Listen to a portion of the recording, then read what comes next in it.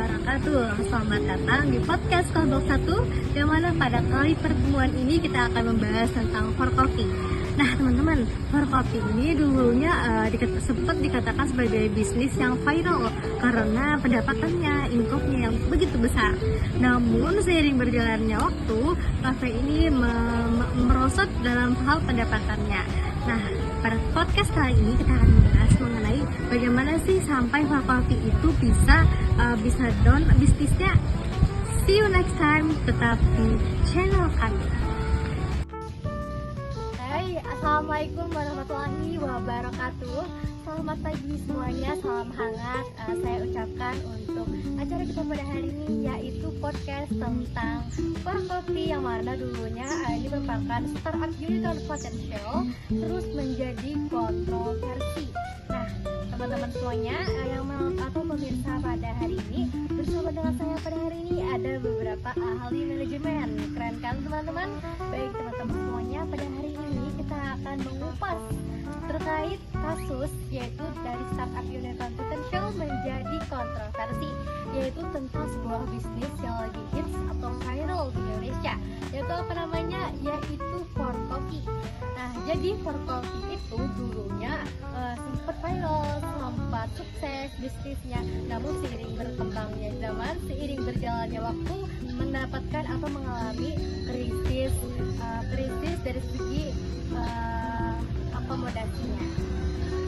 Nah, jadi teman-teman semuanya, sebelum kita membahas lebih lanjut, baik kita perkenalan dulu nih dengan ahli-ahli kita yang berhadir pada hari ini, yaitu yang pertama ahli manajemen ilmiah, yaitu atas nama Muzamil, dan yang kedua yaitu ahli manajemen administrasi bersama Dewi, ahli manajemen perilaku bersama Liza, ahli manajemen kuantitatif yaitu saya sendiri sekaligus presenter kita pada hari ini, dan yang terakhir yaitu Rizwan sebagai konsultan sistem dan kontingensi. Teman-teman, sebelum kita memulai pembahasan pada hari ini, kita harusnya terlebih dahulu tahu ya bahwasanya yang namanya bisnis itu tidak selalu sukses, yang namanya bisnis itu tidak selalu mulus.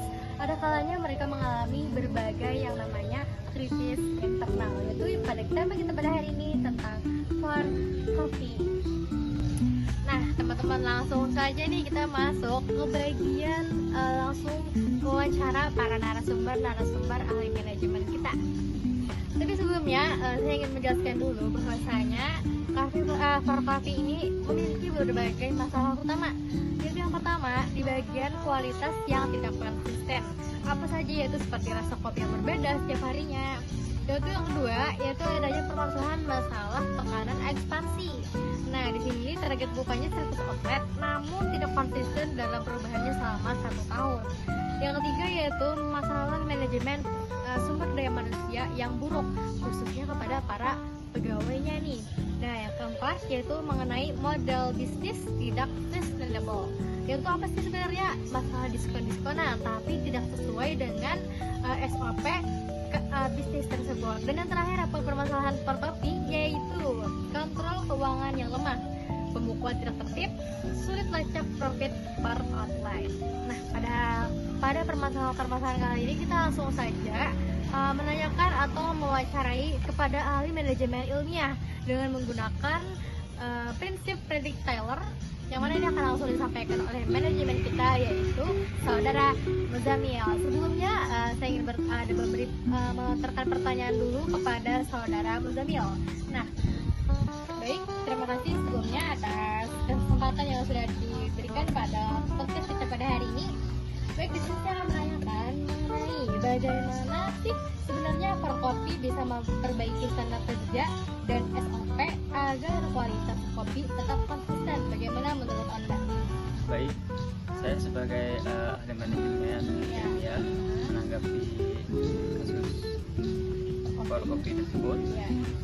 Perlu diketahui, salah satu masalah yang dihadapi for coffee itu adalah kualitas yang diberikan kepada konsumen itu tidak konsisten. Kemudian penyebab dari semua itu adalah for coffee ini membuka ekspansi yang terlalu agresif. Kemudian for coffee itu menurut saya harus membuat langkah-langkah bekerja secara ilmiah dan bisa diukur hasilnya. Serta Forkopi itu harus menentukan SOP. Contohnya setiap barista itu wajib menggunakan timbangan digital untuk menentukan takaran kopi. Kemudian hal tersebut itu mampu membantu mengatasi masalah ketidakkonsistenan kualitas yang diberikan kepada konsumen. Kemudian tekanan ekspansi juga menjadi salah satu masalah utama pada Forkopi tersebut. Nah, menurut saya sebelum melakukan ekspansi besar-besaran, Forkopi itu harus merencanakan semua itu secara ilmiah, bukan hanya ambisi. Contohnya, sebelum membuka outlet yang baru, tim dari Forkopi tersebut harus menganalisis jumlah pelanggan tetap dan jarak antar outlet untuk menghindari kanibalisasi pasar. Baik, sangat tertata ya jawabannya tadi, yaitu terkait bagaimana sih cara memperbaiki standar kerja atau SOP yang menurun di kafe Forkopi tadi ya. Oke, baik, jadi seperti itu teman-teman jawaban dari saudara Muzamil terkait bagaimana sih sebenarnya Forkopi bisa memperbaiki standar kerja dan SOP agar kualitasnya tetap konsisten berdasarkan prinsip Frederick Taylor. Nah, sekarang saya mau nanya nih dari ahli-ahli yang lain terkait jawabannya saudara Muzamil. Apakah ada yang ingin memberikan sebuah masukan atau ingin memberikan sebuah penilaian terhadap pendapatnya dari Muzamil? Dipersilakan kepada siapa yang ingin? Menurut saya sistem yang digunakan saudara harus lebih diteliti lagi karena Forkopi ini sudah jatuh, jadi harus memilih-milih apa sistem yang bagus. Itu menurut saya. Baik, jadi sudah ini merupakan sebuah kafe yang bagus, tapi kenapa sempat kritis, jadi harus kita perbaiki lagi apa yang tadi? Jangan memilih sistem yang untuk lagi, tidak boleh sembarangan. Jadi dari konsultan sistem dan kontingensi lebih kepada perbaikan sistem. Ya. Oke, siap. Nah, bagaimana nih menurut saudari Dewi terkait sebagaimana seharusnya manajemen Forkopi itu merencanakan ekspansinya agar tidak terburu-buru? Nah, bagaimana menurut Anda? Menurut saya sebagai ahli manajemen administrasi, saya akan menekankan fungsi perencanaan, pengorganisasian, pengarahan, dan pengendalian. Kemudian saya akan melakukan perencanaan seperti yang harus dilakukan analisis kelayakan dan kapasitas operasional sebelum menambah outlet. Kemudian yang kedua, pengorganisasian. Saya akan membentuk struktur manajemen yang jelas untuk setiap wilayah. Kemudian yang ketiga, pengarahan, yang mana saya akan memimpin dengan komunikasi yang efektif dan motivasi yang kuat kepada karyawan atau turnover tidak tinggi. Kemudian yang keempat, pengendalian. Saya akan melakukan internal berkala pada keuangan dan operasional setiap outlet. Kemudian kesimpulan saya itu untuk Forkopi seharusnya menyeimbangkan antara ambisi, ekspansi, dan kesiapan internal dengan menerapkan fungsi-fungsi manajemen secara konsisten. Forkopi dapat tumbuh lebih stabil, berkelanjutan, dan berkualitas. Jadi menurut saudari Dewi itu lebih kepada perencanaan atau singkatan kita itu POC ya, perencanaan, organizer, dan yang terakhir itu controlling, yaitu dengan sistem yang sudah tertata akan menjadikan sebuah kafe menjadi lebih kondusif. Oke, bagus-bagus ya dari beberapa solusi para ahli manajemen kita tadi ya. Selanjutnya nih, supaya lebih mantap solusinya, kita akan membedah berdasarkan ahli manajemen perilaku dengan menggunakan prinsip Elton Mayo yang akan disampaikan oleh narasumber kita, yaitu saudari Haliza. Baik, kita silakan. Oke. Yang pertama, saya akan melakukan peningkatan kualitas kerja. Oke, peningkatan kualitas kerja. Bagaimana cara Anda mendeskripsikannya?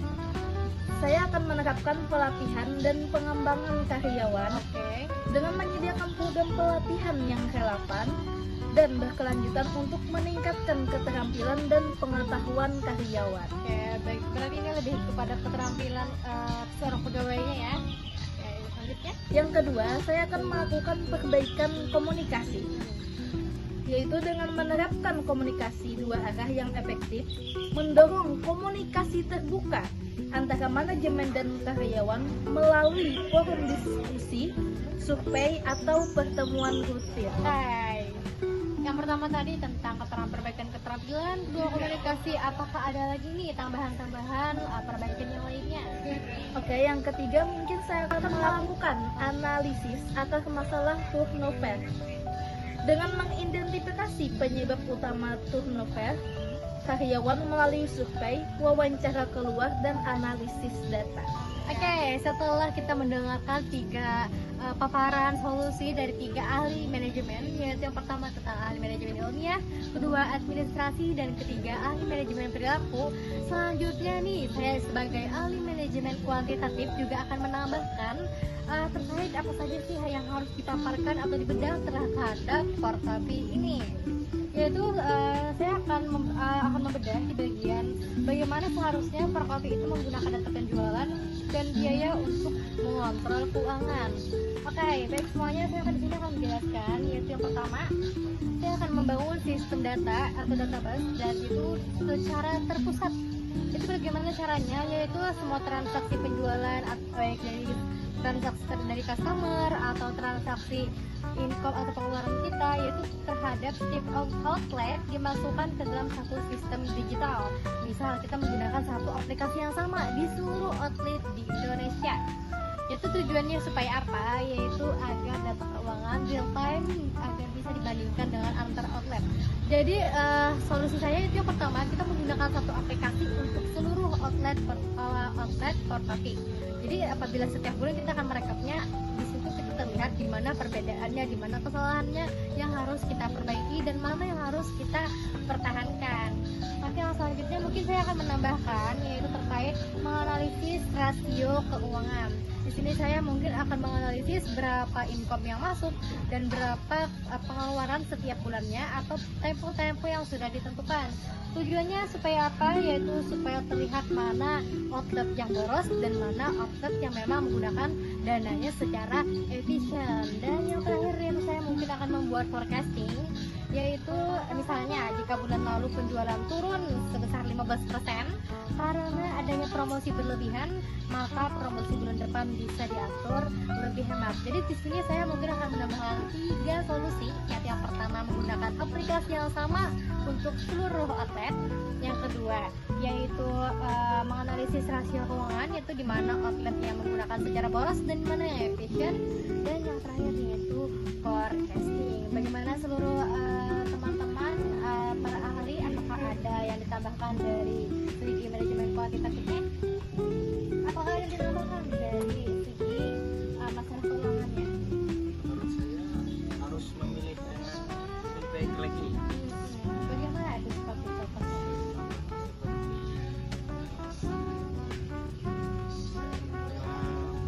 Bermudah kasih untuk pengembalian kesalahan itu supaya lebih cepat. Berarti ini di bagian customer service ya. Customer akan service yang akan mengatur lancarnya bisnis pada seluruh tempat. Oke, setelah ada jawaban atau paparan pembedahan mengenai kasus Forkopie dari startup unicorn potential menjadi korporasi, nah kali ini ada manajemen atau ahli kita yang akan menjelaskan lebih rinci lagi, yaitu bersama ahli konsultan sistem dan kontingensi bersama saudara Rizwan Zazuli. Oke, baik saudara Rizwan, saya di sini akan menanyakan menurut Anda nih, bagaimana sih sebenarnya KP itu harus menyesuaikan strategi saat pasar berubah dan kondisi tidak sesuai rencana? KP sampaikan awalnya fokus pada ekspansi besar-besaran. Betul. Sekaligus outlet dalam 5 tahun. Ya, Dengan konsep grab and go, tapi kondisi pasar berubah. betul. Persaingan makin ketat. Betul. Dalam artian banyak brand-brand kopi baru. Konsumen lebih pilih kopi murah, tapi yang enak. Ekonomi melambat, daya beli menurun. Oke, baik. Akibat strategi lama, ekspansi cepat dan diskon besar-besaran tidak lagi efektif. Solusi dan strategi penyesuaian yang tepat ialah evaluasi ulang model bisnis. Fokus dari ekspansi ke stabilitasi operasional. Tutup outlet yang tidak produktif, perkuat yang menguatkan. Contoh, ubah fokus dari kuantitas outlet ke kuantitas pengalaman pelanggan. Yang kedua, gunakan data pasar. Dalam artian marketing intelligence, pantau tren minuman yang disukai konsumen sekarang, misalnya kopi atau menu lokal. Yang ketiga, gunakan survei pelanggan dan data penjualan untuk menyesuaikan menu dan harga. Keempat, diverifikasi produk. Tambahan versi seperti minuman botolan, kopi literan, atau snack pendamping. Tujuannya agar tetap relevan walaupun perilaku konsumen berubah. Yang kelima, optimalkan pemasaran digital, alihkan promosi besar-besaran ke kampanye yang lebih tertarget seperti kerjasama dengan influencer lokal atau promosi musiman. Ya, dan fokus pada branding ekspresi, bukan cuma harga murah. Yang selanjutnya, kontrol keuangan dengan efisien. Kurangi pengeluaran operasional yang tidak penting. Gunakan data-data keuangan untuk melihat outlet mana yang paling efisien dan portable. Oke, baik. Sudah dipaparkan sebanyak 5 solusi terkait perkopi ini, yaitu salah satu yang dapat kita simpulkan tadi, yaitu terkait kita bisa membagikan atau memberikan diskon-diskon besar-besaran tetapi kepada target-target tertentu, yaitu seperti influencer atau pada target-target atau customer yang memang membutuhkan agar bisa bisnis dia berkembang lebih sukses dan maju. Oke, jadi itu pembahasan kita pada hari ini, yaitu tentang krisis Forkopi dari startup yang dulunya sempat bersinar hingga menjadi menghadapi berbagai tantangan krisis. Semoga dari kasus ini kita bisa mengambil pelajaran untuk membangun bisnis yang jauh lebih baik dan mengembangkannya menjadi lebih efisien. Terima kasih kepada seluruh narasumber yang sudah berhadir pada hari ini, tentunya dengan berbagai pengalaman yang bermanfaat, mengajarkan kepada kita bagaimana caranya untuk membangun bisnis lebih maju. Satu pesan saya pada konten hari ini, yaitu dalam dunia bisnis, customer itu bukan tertarik kepada harga yang murah, bukan tertarik kepada diskon yang besar-besaran, tetapi bagaimana cara kita menggunakan sistem, cara kita mengkoordinasikan sistem, dan itu yang akan menghasilkan sebuah bisnis yang berkembang besar. Saya akhiri pertemuan kita pada hari ini dengan mengucapkan semangat dan wassalamualaikum warahmatullahi wabarakatuh.